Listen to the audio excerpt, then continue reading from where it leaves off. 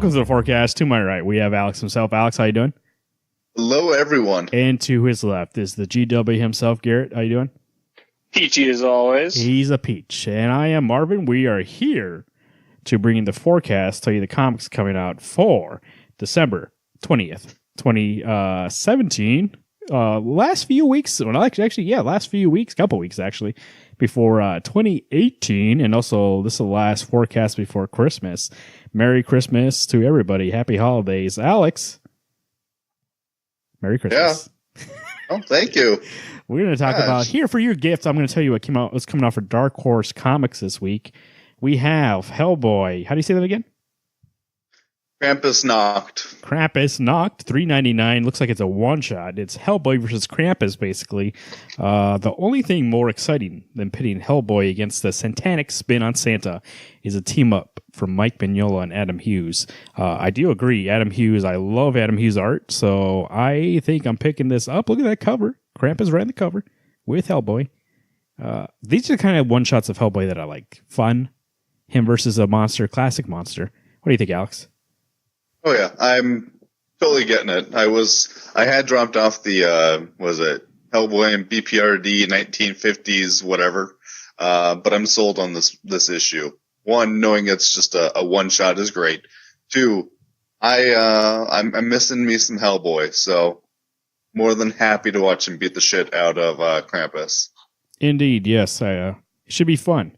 Sherlock, Frankenstein, and Legion of Evil #3. That is from Jeff Lemire and David Rubin. This is 3 of 4. We're almost done with this little mini from the world of Black Hammer. Garrett, what do you think? We're almost done with this. Have you been enjoying this book? Yeah, I've really enjoyed it. It's a lot of like the background of how we got from like where we started in Black Hammer issue 1 to where we are now, like everything that preceded that, except my only gripe with it right now is like Sherlock Frankenstein better be in this book. Like I know he's been like in it.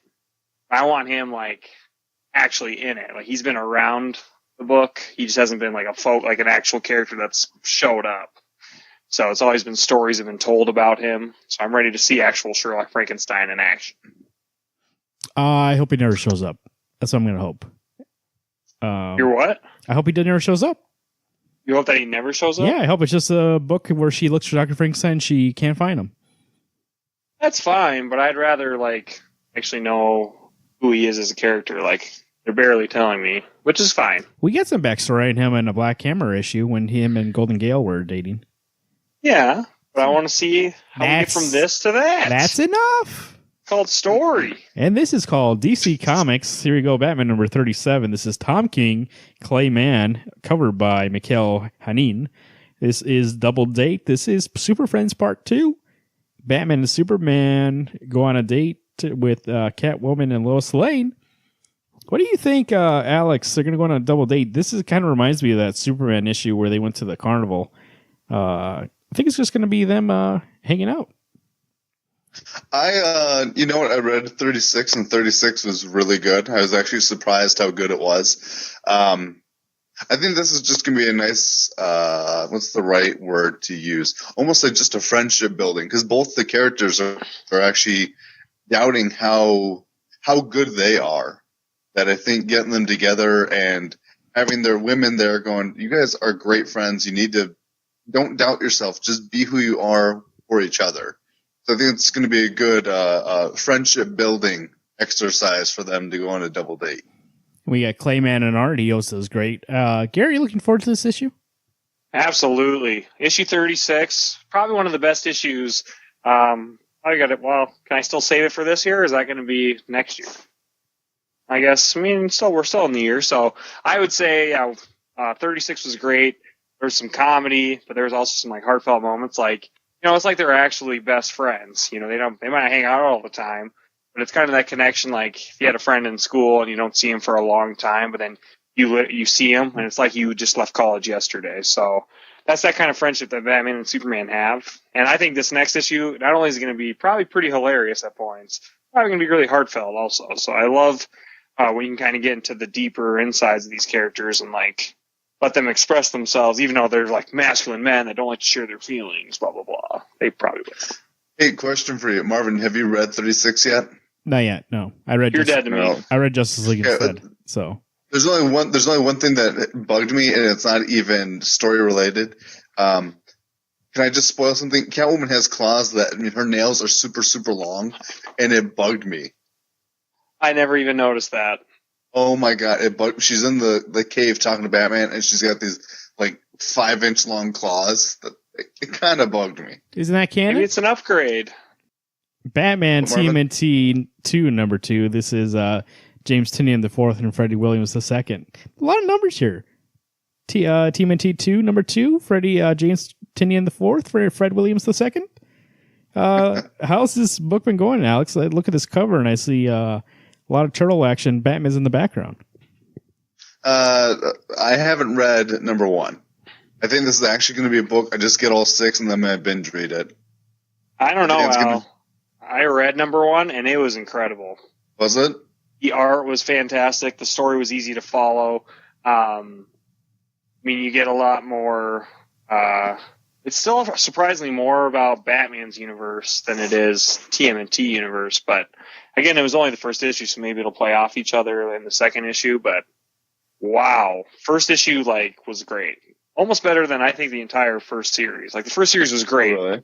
Yeah. But that issue itself, holy cow, it really set the pace for the rest of the limited run. So I say you shouldn't. I say you shouldn't wait. I say you should read it. Just read it. Okay. Read it because it's good. I'll read it over Christmas break. Yeah, Christmas break. Because I get there. I was because I get Christmas break. Going back to college, you old man. Batwoman, number 10. This is Margaret Bennett, Fernando Blanco, Mick Gray, Mark Lamming, and Ben Oliver on the cover. Fear and Loathing, the finale. I love that cover. I was just staring at it while you guys were talking. Batwoman, now that's in the hands of Margaret Bennett completely. What do you think? Gary, you still get this book? Wait, she's not writing this book? No, she is. I mean, now that she's... Before it was her and James Tynion, so now it's all her. Oh. Yeah, I'm going to get this one. It's kind of been on the chopping block for me, so I'm going to see how this issue does. And if it doesn't, blow me out of the water, I'll probably be done with Batwoman. Not saying it's bad. It's just not, I don't look forward to it every week. Alex, you been reading Batwoman? The thing is that I really want to like this book, and I'm kind of on the same boat with Garrett, is that issue 6 was a saving grace. Brought me back into it. I really enjoyed it. But these last 3 issues, I'm kind of, I don't know, it's lackluster for me. I want her to do more of the supernatural villainy stuff. And I mean, not that Scarecrow isn't fulfilling that, but even last issue, it wasn't a lot of Scarecrow. It was a lot of her and, Colony Prime? Yeah. Who gives a shit? It's trying to establish them as a threat past what happened in Detective Comics, and I'm kind of I don't care. They're beating something that's already been done with for a while. Give the Colony a break, and then bring them back in a couple of, another 5 issues, 7 issues later, where they have a new plan. Right now, it's just dinking around in the quote-unquote desert. Yeah. I like Kate a lot, so it's hard for me to tell if it's just that or if it's how the book is. I actually really enjoy it. So, but I didn't know you were still getting it. Yeah. Oh. Yeah, I've never dropped it. So, Dark Knight's Metal number 4. This is Scott Snyder, Greg Capullo. This is the 4th part of... How many issues are going to be? 12? 6. 6?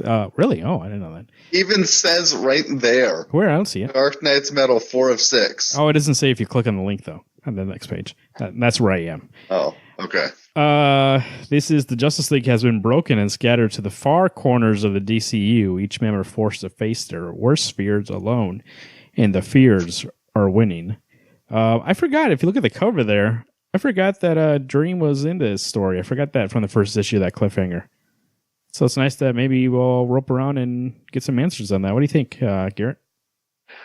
Yeah, I'm excited. Unfortunately, I think because of the delay, the momentum's been kind of dipping for this series because it's oh yeah, Metal's still going on. But so I really wish that delay didn't happen. But every issue up until every side story, whatever, up to this point has been really well done.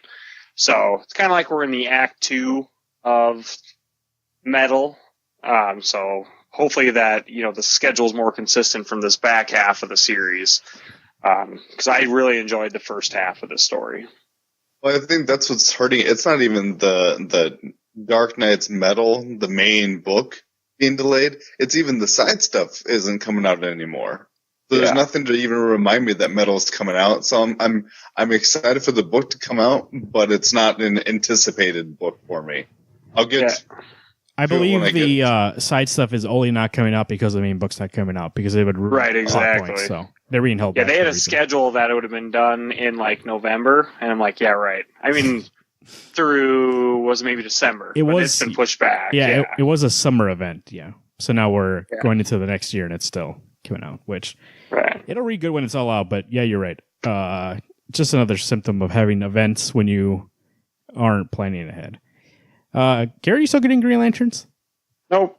No, me either, but the cover looks pretty good, so it makes me sad to pass by that book, but I'm going to pass it by right now. Injustice 2, number 6, this is T2 himself, Tom Taylor, David Sampry, and Juan Albaran, Mike S. Miller on the cover, where we have Wonder Woman fighting on Escape from Paradise Island.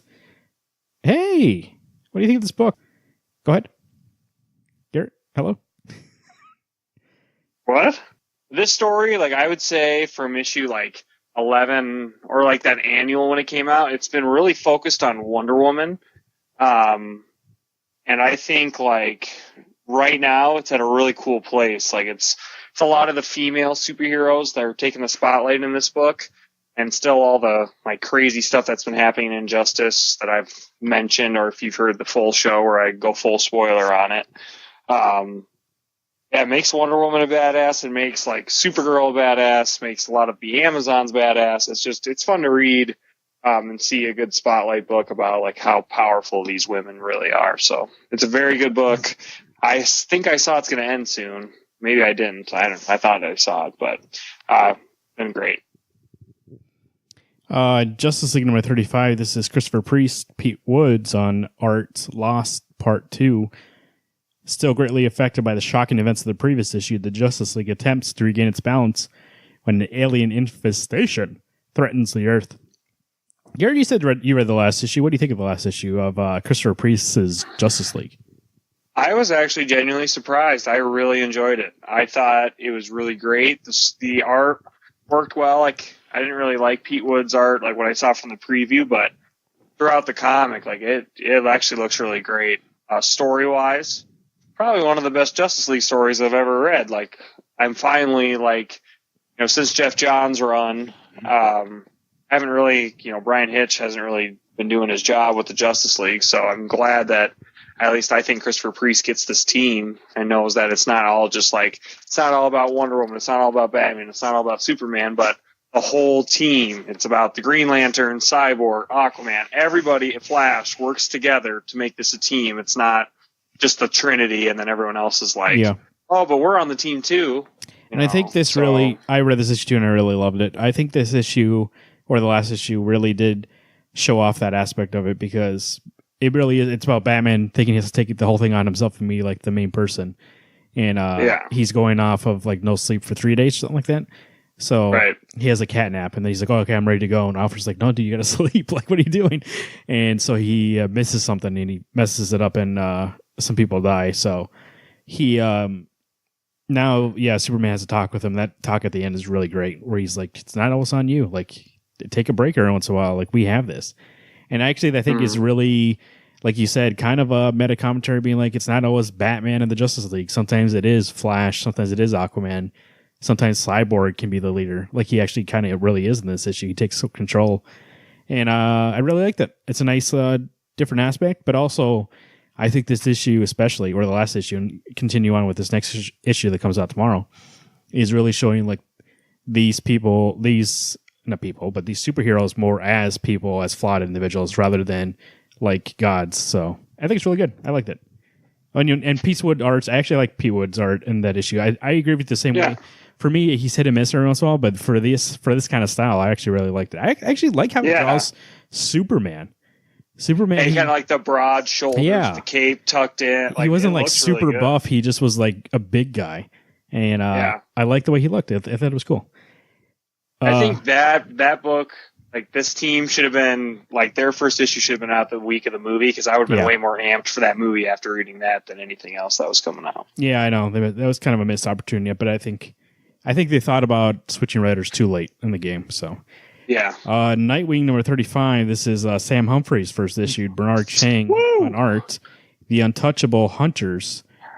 Nightwing finally feels like he's got his life in Bloodhaven under control, but the one thing he wasn't expecting was for a case from his past in Gotham City to rear its head here, a murderer he never set his eyes on, but whose unmistakable signature has arrived at his new city. Alex, what do you think? Sam Humphries, who you don't know his resurgence since Rebirth. Are you looking forward to this issue? I think, in all honesty, I am. Seeley, I think, kind of drug on the Nightwing story. And so I'm hoping there's going to be a fresh take, a fresh story, something to rejuvenate Nightwing for me. Because no offense, I struggled to get through those last 8 issues of Nightwing. So I'm open to it. Yes, I don't know a lot about Sam Humphries, but all you two guys ever say is good things. So I'm willing to give him a chance. Garrett, what do you think? You're looking forward to, after Green Lanterns and Sam left, I know we were sad about him leaving, and now he's going to go try Nightwing. You think that it was a flash in the pan with the Green Lanterns, or is he going to continue his streak over on Nightwing? I think he's going to continue his streak over. I mean, even reading his preview, there's Dick Grayson's dealing with his past, and it can't affect his future. I'm like, yeah. That's kind of like what Nightwing's about. I think Seeley was trying to separate him from his Robin, past, and that's fine to make him out on his own.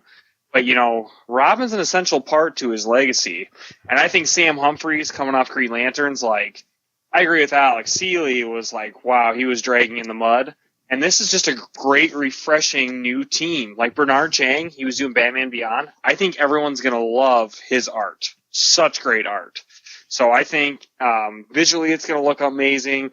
And story-wise, it's going to be an incredible book. So, I know I'm going to say it later, but this is one of my most anticipated of the week, and I can't wait. Nightwing's one of my favorite characters, and to see him not get his fair share of his spotlight in his own book, I think it's time for a good little reboot within a reboot kind of thing. Well, I think you guys know how much I like this character. I mean, my son's middle name's named after him.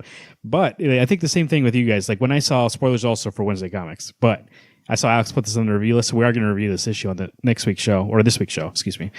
When I saw you put it on there, Alex, I was like, come on, I don't want to read the issue of Nightwing. I thought it was still Tim Seeley, the finale. I thought he put the finale on there.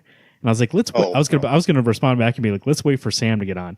And then I checked, and Sam is getting on, and I got excited. I was like, oh yeah, here we go.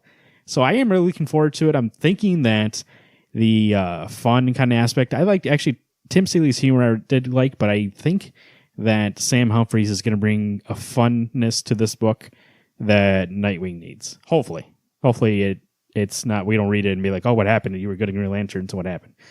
That's what I'm hoping for. So we'll see. That's Nightwing number 35. Super Sons number 11. This is Peter J. Tomasi. Jorge Jimenez on the art. That's a plus. And on the cover, Francis Manipool. That's double. You got a double good art in this book. Super Sons of Tomorrow Part 2. Hey, where's Part 1? Part 2? That should be Part 1. Oh, Superman's Part 1. Oh, so it's backwards. Oh, we'll talk about that in a second here. So this is going to be the second part. You know what? Let's bring it up right now since let's talk about this as a whole. Superman number 37. This is Sons of Tomorrow Part 1. This is Peter J. Tomasi, Patrick Gleason, Doug Mankey, Jaime Mendoza, Ivan Rice on the cover. Actually, I do like that cover. It's cool. This is Super Sons of Tomorrow. This is the first part of a 4-part crossover with Superman, Super Sons, and Teen Titans. Gary, what do you think? I know this is your wheelhouse. I bet you're excited for this crossover. What do you expect from this?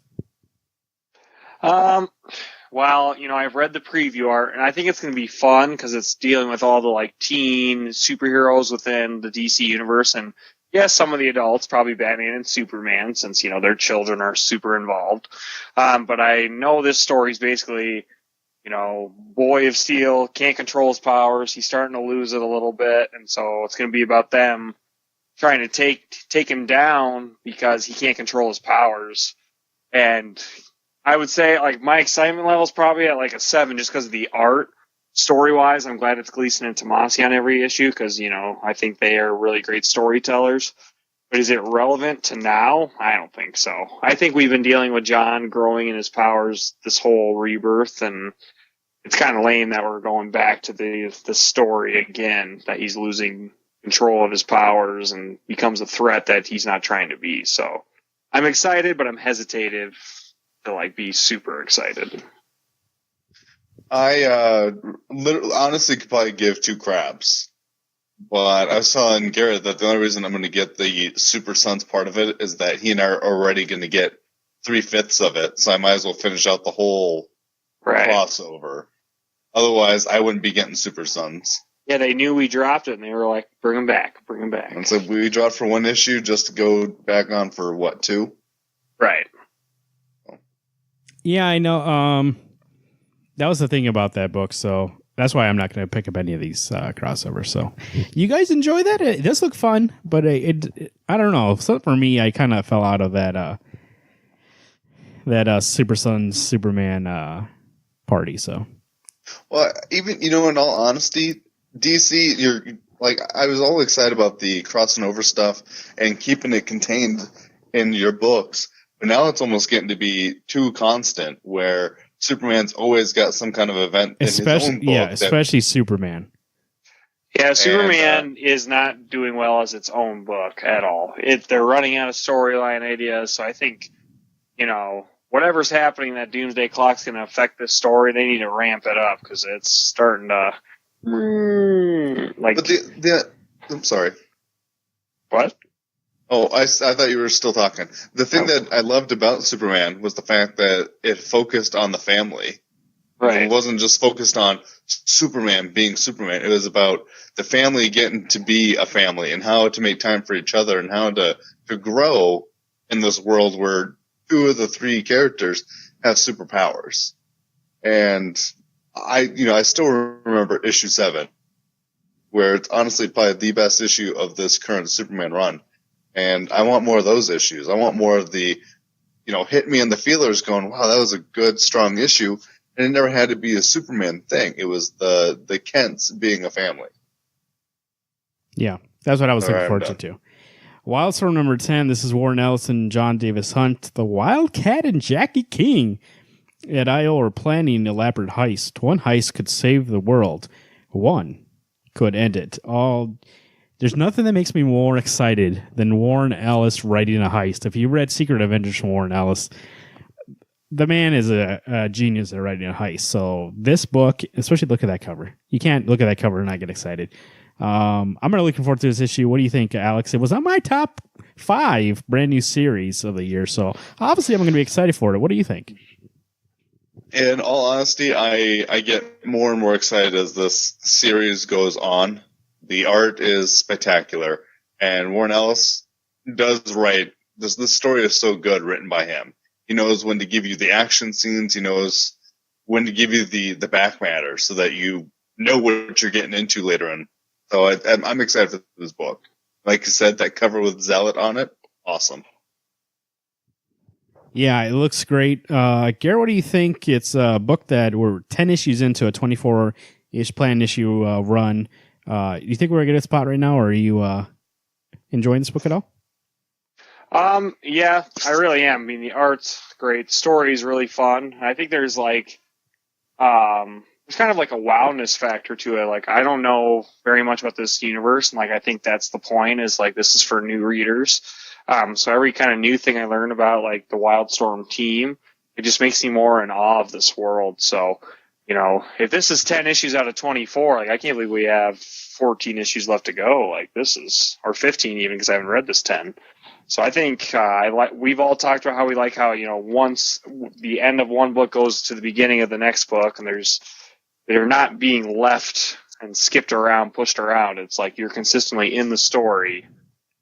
So I really enjoyed this book. There's definitely a lot of story here, and I feel like Warren Ellis knows what he's telling. So none of it feels like filler. All of it feels like it's necessary. And it really does feel good to read. I guess you would call it kind of like a superhero book. It is Wildstorm still. Read a book like this that's not a pure indie book and know that for 24 issues, he knows what's going on. It feels good. Wonder Woman Conan, number 4 of 6. This is Gail Simone and Matt Ryan. Alex, how's the Wonder Woman Conan going? It's good. Like I said, I think maybe I'm just being stupid about it. I'm still not sure if Diana knows she's Diana or knows that she's Wonder Woman, or if she just thinks she's a female warrior who kicks some ass. But they ran into these two crow magical women who are now making Conan and Wonder Woman fight. So we'll see how that goes this issue. That is DC Comics. IDW Publishing, TMNT Universe, number 17. This is Chris Maury and how do you say that name? I'm not going to say that name for the artist, but it looks pretty good. Alex, one thing I can tell you up front, but just looking at this book, obviously that cover you're into 100%. I know. Don't you have to say? Oh, yeah. How's this book going? Looks like this is a part 2 of a story. I have to admit this last issue, 16, was a little bit of a game changer. Honestly, Garrett had nothing to do with the turtles. It was all about the Triceratons, which was fine. I did just read that issue today, too. Oh, the other one? Okay. Yeah. Well, that's not what this is about. This is before they even came back to Earth. But it's kind of, I don't know, not as strong as what that arc was with Karai. It's good. I'll obviously get it, but it's not on point like I want. I think a part of it is that I like the Triceratons. They're just not like Bebop and Rocksteady for me. So we'll see. It's good. Image Comics, we have Angelic number 4. This is Simon Spurr. Casper, once again, that last name is going to escape me. Airs and Graces, Part 4, Secrets in the Underworld, War in the Heavens, and one brave little Nobiant stuck in the middle. Alex, how's Angelic been going? I tell you what, it reads weird. Like there's certain words that they use that don't make sense to me. Like I'm reading and go, oh my God, what the hell am I reading? But that art is so good. I love these covers so much that I almost want to get 2 covers and I would just put them up in my comic book room just to have on the wall because I think they look so good. The colors are great. The lines are great. I don't think I could drop this book for the fact that the art is so horrific. Hey, Alex, Headlopper number 8. This is number 404 for the year for the quarterly adventure comic. End of the story arc. This is one of those quarterly comics that has been coming out. What do you think of Headlopper? Are you still getting this book? I think I'm gonna get this one to finish it. Whether or not I get the next set of quarterly, I don't know. It's been pretty good. This second book has been a little iffy. Yeah, it's kind of more wordy than I was expecting. How does that work? How does that work out for you? Do you remember what happens in the last issue? It's actually pretty good because it does pick up right from where it left off. So there's not like, oh, what did I miss? It's usually he either lopped someone's head off or he fell into a trap or something. I mean, it's something that, I remember where we're at. So it's pretty easy to follow, but it's just $5.99. I don't know if I really need it, but I want to finish this out so at least I can say I have the second book. Horizon number 17. This is Brandon Thomas, Juan Gideon, Jason Howard on covers. Garrett, how's Horizon been? What I've said in the past, it's an invasion book where instead of the aliens coming to Earth, they do come to Earth, but they're keeping humans from leaving Earth to invade other places. So it's a little twist on an invasion story. It's getting nuts right now. Basically there's an organization who's trying to wipe out the aliens, or the Valiants as they're known as, and there's basically this one guy, he's a human who got reincarnated, now he has telepathy. So he's Lincoln is his name, and he's a badass. He literally for some reason hates aliens, and we're finding more about his backstory. It's just a good book about espionage, action, dealing with world governments, and not necessarily too far into the future for humans, but obviously advanced technology for the aliens. So you definitely have to start at issue 1 to get into this book. But it's fun. If you like a little espionage, you like a little action, I mean, you like a lot of crazy death scenes, well, then this is the book for you. Realm number 4. This is Seth Peck and Jeremy Hahn. Alex, how's Realm been? I know you've enjoyed the last 3 issues. I really do enjoy this book, and I don't know if there's. I think Garrett can back me up. There's not a whole lot of story that happens per issue, but I am so excited to see where this book is going.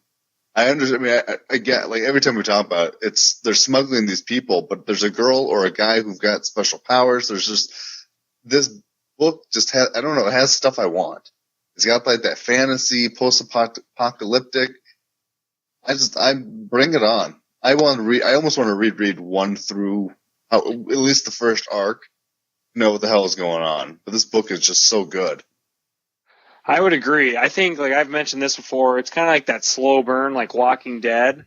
So they're just kind of establishing the story, the environment, the setting, and it's just I'm sure there's gonna be one issue that's just gonna like be super crazy. Not to say that each issue isn't, but I know it's building towards something that probably after the first arc, like the last issue of it, something crazy is gonna happen, and that'll hook you to the next arc, and so on and so forth. So, very cool book. The only thing that I would say about this book is that the quote-unquote cliffhangers, I've never left on a cliff. I don't know. I didn't know I got to the end of the book until I turned to the next page and it's the back matter. I'm going, what the hell? What kind of cliffhanger was that? Right. I get you, yeah. It doesn't mean, it's kind of cool when a book doesn't end always on a cliffhanger, kind of like Wildstorm. You don't always need that for storytelling, but it does leave something to be like, oh, it's over. Okay. Well, like yeah, you feel like pages got ripped out of your comic, and you're like, oh, that's the end. Okay. Maybe that's the thing, is that it's not even like it was a cliffhanger that I want. I want to know that the issue is done. But right. I keep waiting, like there's this tiny little thing that happens. Oh, that's not a big deal. Then I get to the end of it. So what the hell? This doesn't even make sense for an end. It's possible that maybe he's ready for the trade. Maybe that's why. Yeah, that might be. Mary Marvel Comics, the company that cancels your book after 16 issues. Here we go. Speaking of which, we learned today America Champions, Gwenpool, and our favorite Hawkeye got canceled. So R.I.P. Hawkeye. Issue 16 will be the last issue. Really sad. We might talk about it on this week's show, but moving on. Defenders number 8. This is Brian Michael Bendis, one of his last issues of this series. David Marquez, Kingpin of New York Part 3. And it's very weird that this is a Marvel Legacy book with the banner up top, knowing this book is ending pretty soon. But who knows? I'm not part of the marketing team. Garrett, what do you think of Defenders? I feel like it's been a long time since we had our last issue. I believe, almost 2 months, I think.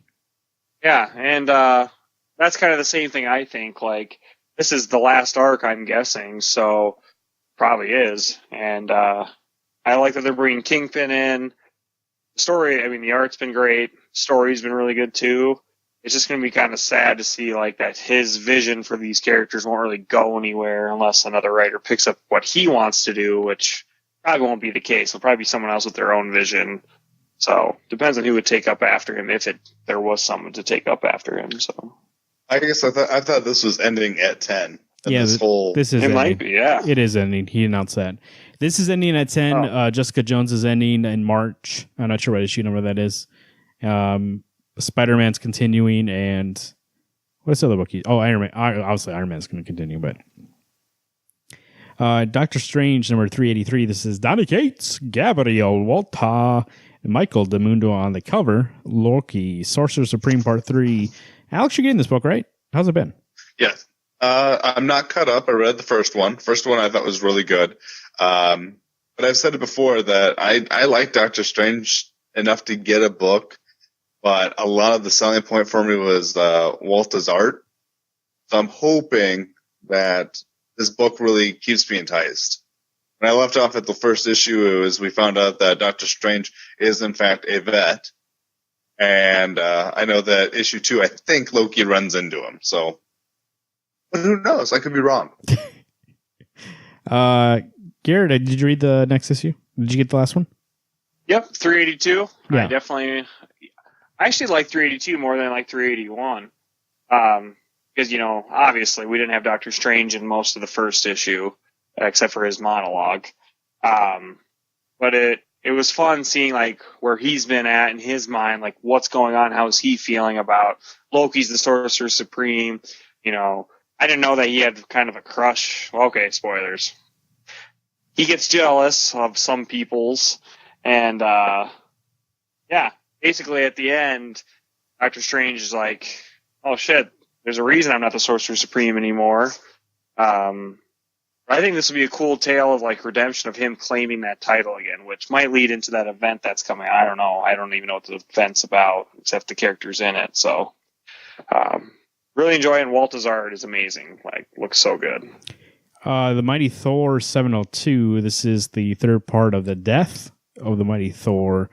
Jason Aaron, Russell Dodderman. I do love that cover, actually. I do like how the Thor kind of suit's kind of painted on, catching her mid-transformation. So that's actually a pretty nice cover. We're getting to the end of, I believe, the whole story Jason Aaron's been telling with Thor on Worthy Earthly Thor, Mighty Thor, and we'll see, but I think we're going to see the return of Odinson as Thor. But Alex, what do you think of Mighty Thor 702? You looking forward to this? I am, but it's kind of like Defenders. It's been a while since we've had the last issue. Yeah, I was going to say, it's been a while. I'm mentally behind. I'm caught up, but I feel like I'm mentally behind on what's going to go on. Garrett, what do you think? I know 700 was a turning point for you. What do you think of 701? So, 710. 701, unfortunately, it was good. But it was kind of like that 8-ish, 9. So I'm discovering a trend here, because if this just goes back to the same thing I was getting before, probably going to end up dropped. So, you wouldn't ride it out to see the end of it? The arc? Well, I should at this point, but I mean, if I'm getting, like, I swear to God, if what's his face shows up, the Centaur or whatever, I'm Minotaur. out. Minotaur. I'm gone. I don't care. Like, I can't handle it anymore. If you can't find a villain that's more compelling than that freaking Minotaur, I'm done. But I'm giving you the benefit of the doubt because, like, I really enjoyed 700. 701 was good, not amazing. So I'm hoping this will also be good, if not amazing. So I forgot. You have the minimum, you got to go up. I forgot about that Minotaur. That's how long that's been. Oh shit! If he shows up, I'm literally like not getting the next issue just because of that. We should make mention that Marvel 2-in-1. Oh yeah, the Human Torch book. Marvel 2-in-1 Legacy. This is Chip Zdarsky. Oh, I don't know what Chip was doing this book. Chip Zdarsky, Jim Chung, The Fate of the Four, Part 1. Now, normally, this is my. This is what I would get. I would be in 100%. But it doesn't have. I mean, I like the Fantastic Four, but I love Reed Richards, and he's not back here yet, so I can't do it. So. Yeah, well, what momentous secret has Doom? Oh, Doom's in this book? Oh, no. You're not going to get it. Old Man Logan, number 32. This is Ed Brisson and Mike Deodato. Scarlet Samurai, part 2. Garrett, what do you think of this Old Man Logan? We had talked about it in about Old Man Logan 31. You talked about it on what show? What? Oh, never mind. Go ahead. On Wednesday Comics. On Wednesday Comics. Yeah, no, we talked about it on the actual show. For some reason, I thought you talked about it on the Gauntlet. You didn't, though. You talked about it on the actual show. Yeah, okay. Right. We talked on the actual show, and, I thought the art was incredible, 31. The story was good, but, like, my biggest thing, like, Alex has got his thing where Batman has a freaking tooth cavity that can get him out of a situation. For me, it's like, what's on the cover I want to see in the book. Like that's literally what that's the purpose of a cover, is to show it, like, be like, hey, this is what this book's about. And so to see, I guess, I don't want to say spoilers, but the Scarlet Samurai, we're kind of figuring out who this character is. And I think, like, it's still too new of a concept for me to be like, oh, that's a great idea. Cause, Logan was in Tokyo last issue, and, he literally, like, he was reminiscing for like 2 pages, and then he starts following a gang beat, and then for some reason gets caught up with with the hand and the fist and the foot and the hairy foot and whatever. And now he's on a Japanese adventure. So I think the problem with the last issue, and I understand that Logan would have an issue with the hand. I totally get that. And I also get the fact that we're getting backstory, so Logan doesn't necessarily have to be involved. But I didn't really care about the Scarlet Samurai taking over the Silver Samurai right now. That had nothing to do with anything for me. I get this book to read about Logan killing people or beating the shit out of people. I'm feeling like a Garrett right now about turtles. Logan was barely in the book, and it bugged me. Yeah, it was too much about like the gang situation, and I'm like, that's cool and all. Like, but then Wolverine just shows up randomly and is like, I'm going to kill you now. And you're like, okay. I mean, sure, why not? You must be bored. I mean, it's one of the most busy countries in the world, but sure, you just kill gang members. So it's just one of those things I'm sorry. It's just one of those things that this book was a weird turning point from a book that both Garrett and I like a lot, then getting into this weird transition issue. X-Men Grand Design #1. This is by Ed Pescar, also in the art. I wanted to bring this up. This is a very interesting issue. It's one of 3. They're going to do 3 issues. What it basically is doing, if you look at the preview art there, it's showing the art's kind of like old school Marvel. And what they're doing is going from X-Men history, and in 3 issues, they're going to touch on points and important moments in X-Men history to kind of catch you up on where X-Men is. And kind of feel like this is them being like, hey, sorry about X-Men. Sorry trying to push the Inhumans on you. Let's reintroduce you and who these people are, and let's get you back excited for these X-Men.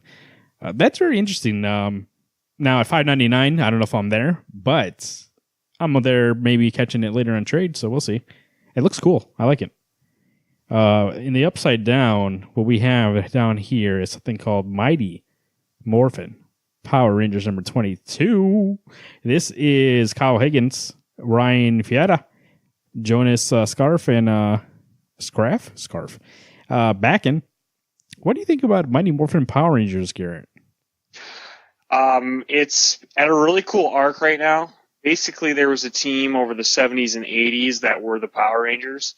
So it's flashing back to that team while also having our team, like the Mighty Morphin team from the 90s, deal with the fact that there was a team right before them that they didn't know about.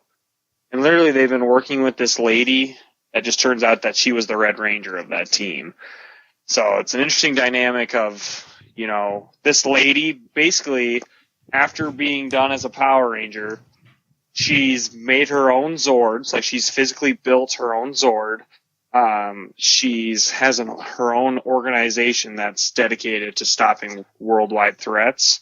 So it's been a great story, and it's cool seeing the Power Rangers in a different era. So, very fun.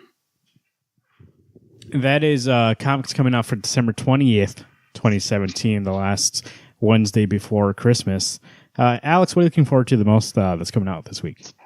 I'm actually looking through just to see what sparks my interest, and it's a good week of books. But I'm struggling to find something. Probably Batman 37 or The Realm #4 would be my 2 most excited books, or books I'm excited for. Garrett, what do you think? Nightwing #35, 100%. Sam Humphries, Bernard Chang, bring it on. I don't have a second one. I'm just saying that one. Okay. I am thinking, I'm looking at the list like Alex. I just noticed I don't have any Image books. I think that's the first time in probably a couple of years. That's weird. I don't have much. I have mostly DC, but I'm going to throw this out there. Obviously, I like Justice League. Obviously, I'm looking forward to the Nightwing. We talked about that already. But I actually am really looking forward to that Hellboy Krampus issue. So we'll see how that runs out. See, when I get back into that Hellboy, we got a new movie coming out. I'm going to get back reacquainted with the Hellboy himself and versus Krampus. We talked about, there's a special episode maybe coming out this week. Who knows? We talk about Krampus a little bit in that, so we'll see. By the way, also, that's a good opportunity to bring up. This week, the show normally comes on Sunday. This week it would come out on Saturday.